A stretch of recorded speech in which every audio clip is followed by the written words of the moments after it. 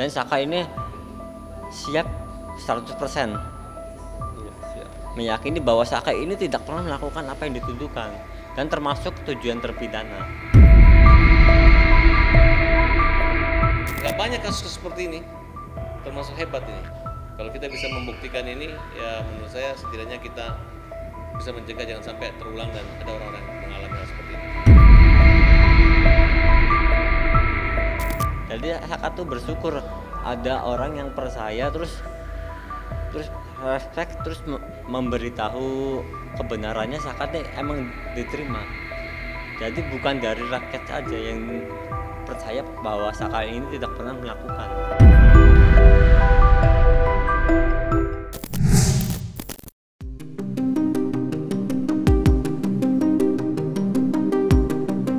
Usai menjalani penantian panjang dan berliku, hari yang diimpikan Saka Tatal akhirnya tiba.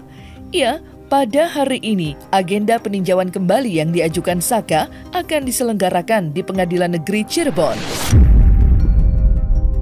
Tentunya, segala bentuk persiapan telah dilakukan oleh Saka serta tim kuasa hukumnya, termasuk mengumpulkan setumpuk bukti hingga mempersiapkan saksi-saksi.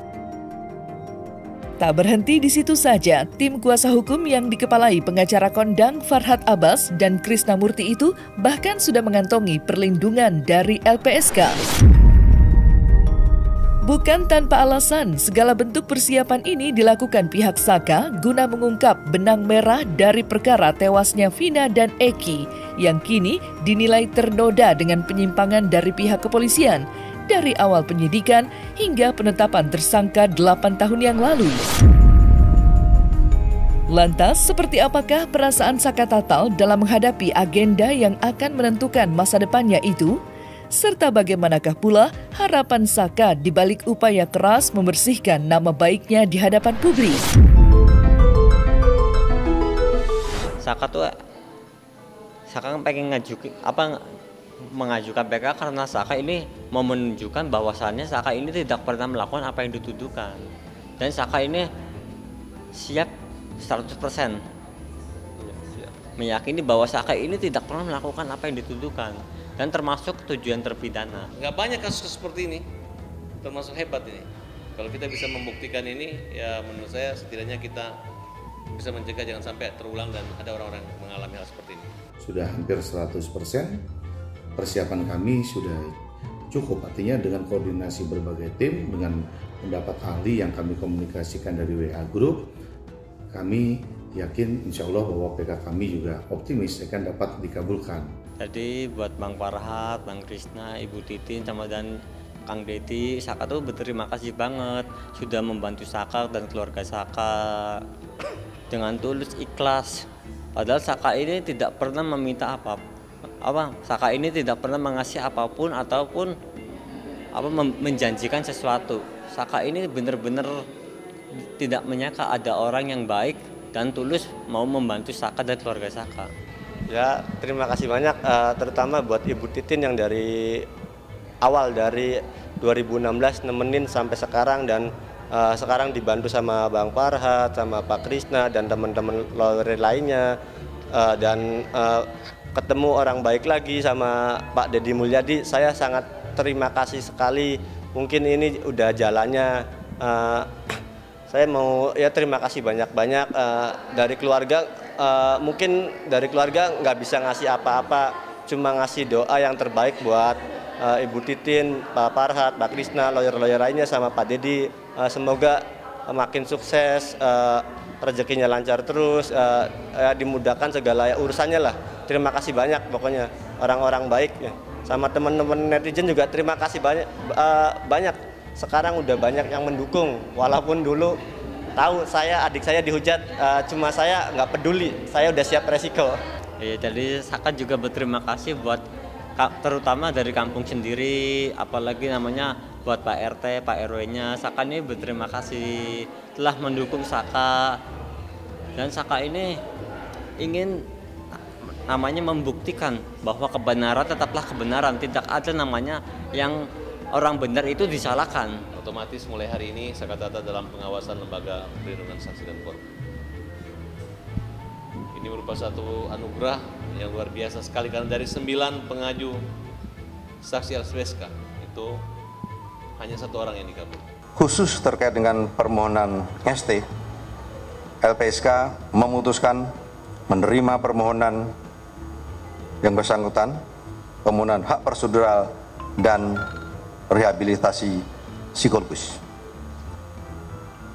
Selain itu juga berdasarkan penelitian yang dilakukan oleh LPSK, terdapat beberapa temuan-temuan atau kejanggalan, antara lain adanya kejanggalan ketentuan KUHP dalam proses penyidikan yang telah dilakukan, dan adanya berdasarkan keterangan para pihak ada indikasi dugaan penganiayaan dan atau penyiksaan atau perlakuan yang tidak seharusnya yang terjadi pada tahun 2016. Ya, buat saya keluarganya alhamdulillah banget dapat bantuan dari LPSK karena dapat membantu semenjak Saka ditangani LPSK, dia semakin berani dan semakin pinter ngomongnya tuh, nggak kayak dulu karena mungkin awal-awal kan karena masih gimana ya, kalau orang kampung tuh karena dulu sempat masih dituduh, kalau sekarang kan udah banyak dukungan dari masyarakat udah mulai percaya, dan ditambah lagi sekarang LPSK menerima Saka sebagai pelindungan saksi dan korban. Jadi Saka tuh bersyukur ada orang yang percaya, terus respect, terus memberitahu kebenarannya. Saka tuh emang diterima.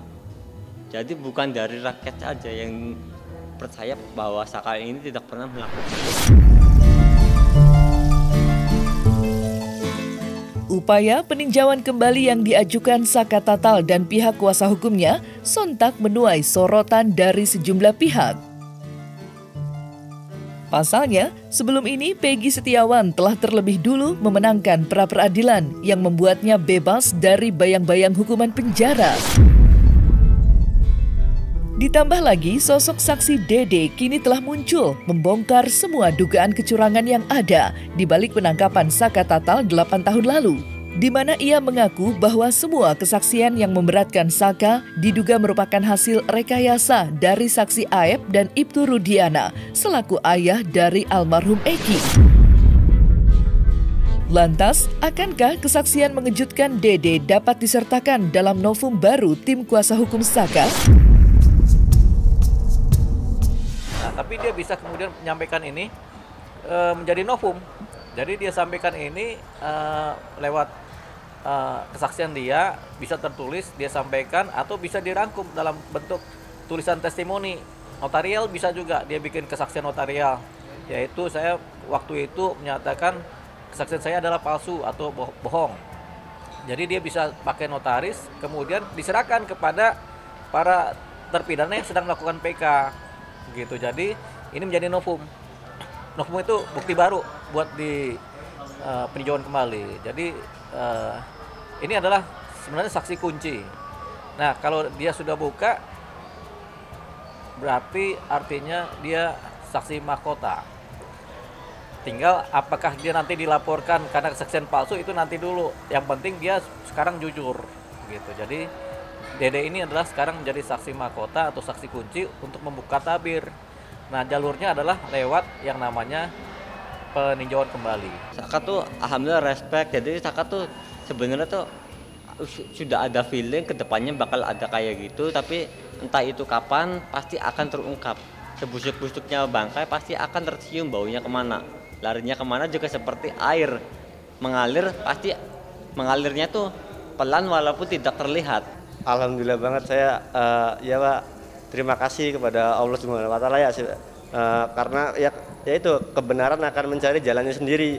Walaupun kesaksian Dede dulu membuat adik saya sama saudara Eka Sandi dan teman-temannya mendekap di penjara, sekarang udah ada titik terang, bukan ada titik terang, makin terang kalau adik saya dan Eka Sandi dan teman-temannya itu tidak bersalah, tidak pernah melakukan perbuatan yang dituduhkan. Kan ini angin segar buat kami juga dengan adanya kemarin bebasnya Peggy, lalu ditambah lagi sekarang hadirnya Dede yang menerangkan bahwa BAP yang 2016 yang mengakibatkan adanya terpidana hukuman seumur hidup dan Saka Tatal yang dihukum 8 tahun ini, itu semuanya fiktif.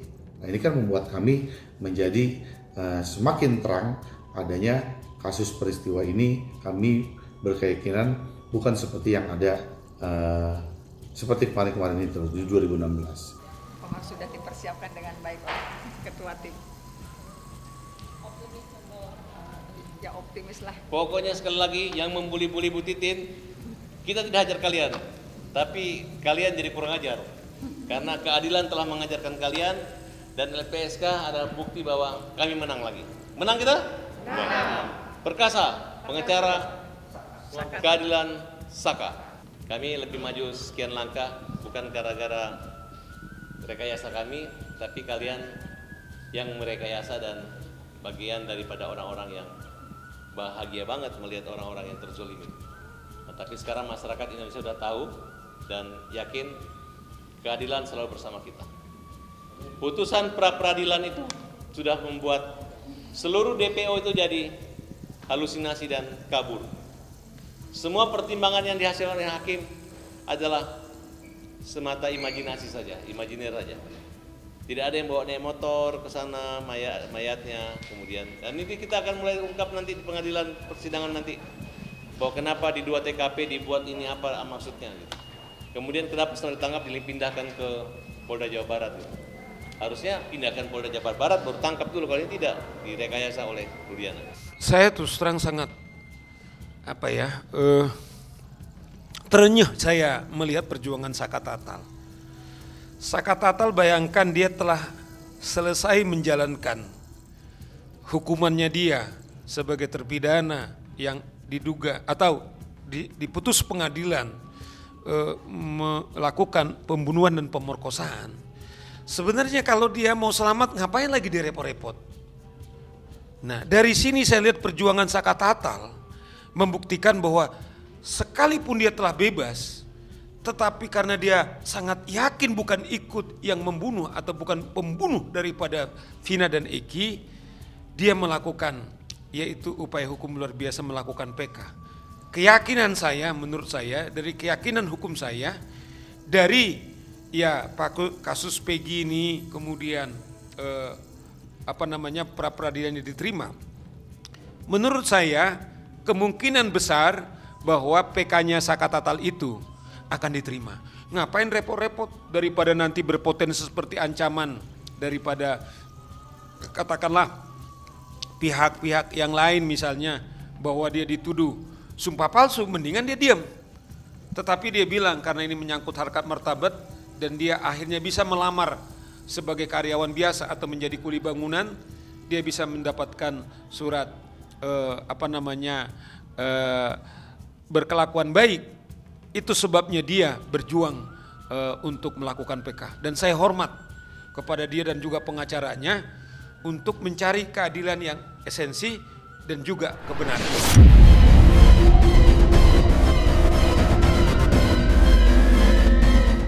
Di sisi lain, perjuangan Saka Tatal dalam mengupayakan peninjauan kembali juga dinantikan sejumlah pihak, lantaran dianggap memiliki pengaruh besar terhadap nasib terpidana lain yang masih meringkuk lesu di balik jeruji besi.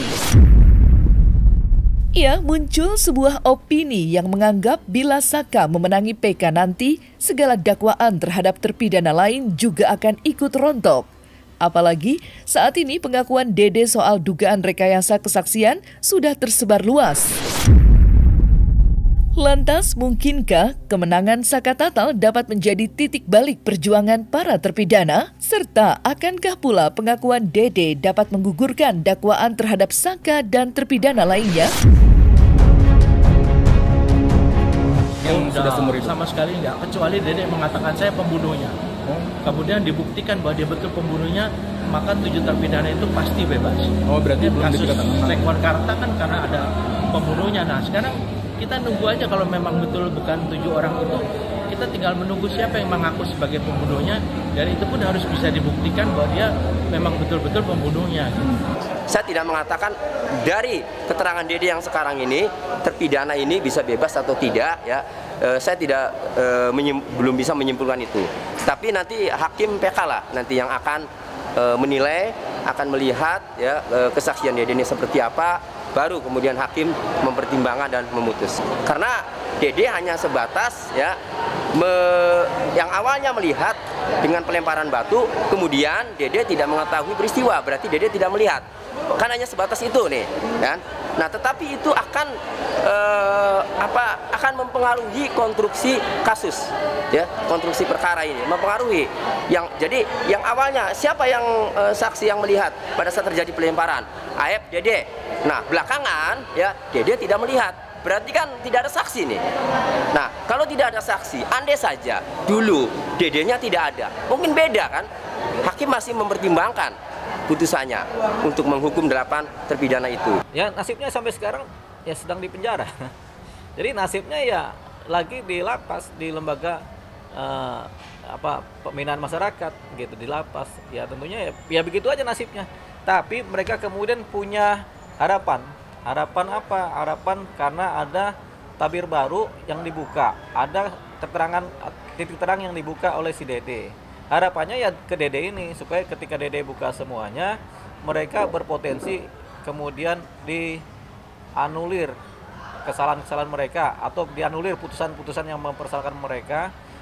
Ya, paling tidak ketika Dede sudah bicara, kemudian menjadi novum buat si Saka, mereka juga akan memakai si Dede sebagai novum. Keterangan dia yang sekarang ini akan dipakai sebagai novum atau bukti baru untuk permohonan peninjauan kembali.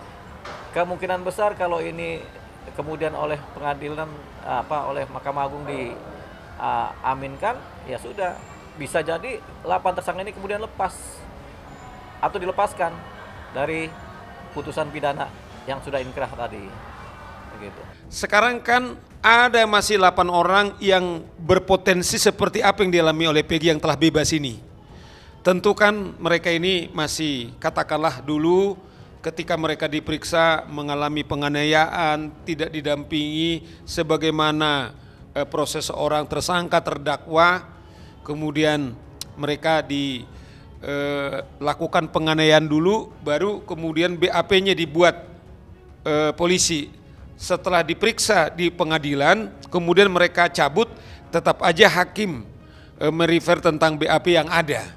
Nah, oleh karena itu menurut saya, karena kemungkinan besar yang 7 ini seperti juga nasib Peggy yang tetap sempat ditetapkan tersangka dan heboh dan melakukan penganiayaan, ketika Polda Jawa Barat mengatakan 2 fiktif, menurut saya berarti yang 7 ini juga menurut saya adalah fiktif yang melakukan pembunuhan kepada Vina dan Eki. Nah, oleh karena itu untuk menyelamatkan semua, bukan saja menyelamatkan terpidana ini, menyelamatkan aparat kepolisian khususnya penyidik, supaya sampah kesalahan daripada penerapan hukum ini tidak dibebannya, memberikan kesempatan mereka untuk juga memerdekakan polisi, tidak beban kepada mereka karena jaksa, hakim juga ikut terlibat. Begitu juga hakim dan jaksa kemudian bisa terbebas. Nah, satu-satunya karena ini produk yang telah diputus pengadilan, satu-satunya instrumen mengembalikan lagi ke pengadilan, yaitu dengan upaya hukum luar biasa yang namanya peninjauan kembali atau PK.